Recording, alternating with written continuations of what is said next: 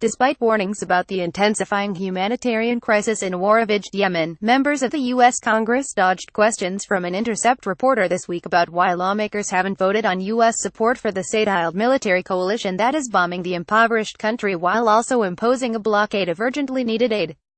Fang, a journalist with The Intercept, partnered with NowThis to produce a video that shows him attempting to question members of Congress on Capitol Hill as part of a report published earlier this week about U.S. support for the war in Yemen and the 2001 authorization of use of military force (AUMF) that passed Congress after the 9/11 terrorist attacks, and which U.S. President Donald Trump and his predecessors have used to justify military actions around the globe without explicit permission from lawmakers.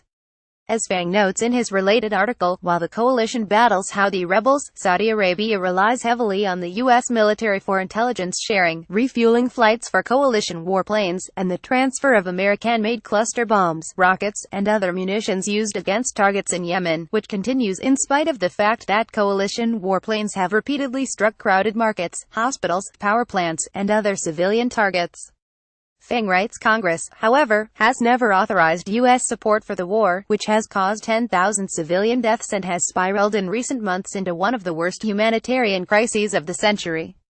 For 16 years, the executive branch has pointed to the AUMF as legal justification for its involvement in conflicts across the Middle East and Africa, a strategy that is legally questionable.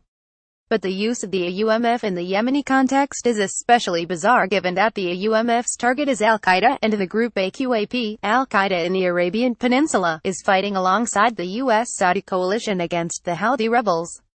Although several members of Congress brushed off Fang's questions, some expressed frustration with the AUMF, and pointed to a recent bipartisan legislative effort to terminate U.S. involvement, which was quashed by lawmakers who support the Saudiled coalition.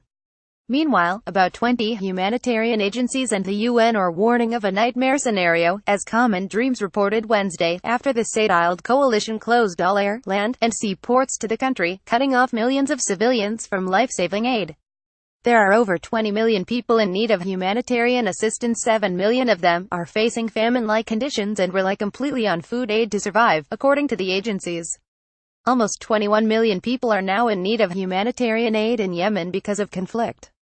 Disruption of aid will mean more people will suffer, more people will go hungry, lives will be lost. The latest https://cosmid20lcpf5pic.twitter.com C8Z8L3 Coke, UN Refugee Agency at Refugees November 10, 2017. It will not be like the famine that we saw in South Sudan earlier in the year, where tens of thousands of people were affected.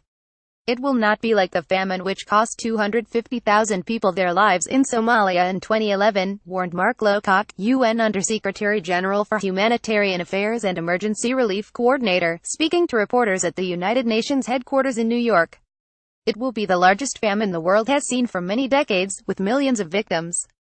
Lowcock, who visited Yemen last month, noted that humanitarian access through the ports was inadequate even before the blockade was announced, and said the UN's World Food Programme feeds about 7 million Yemenis per month.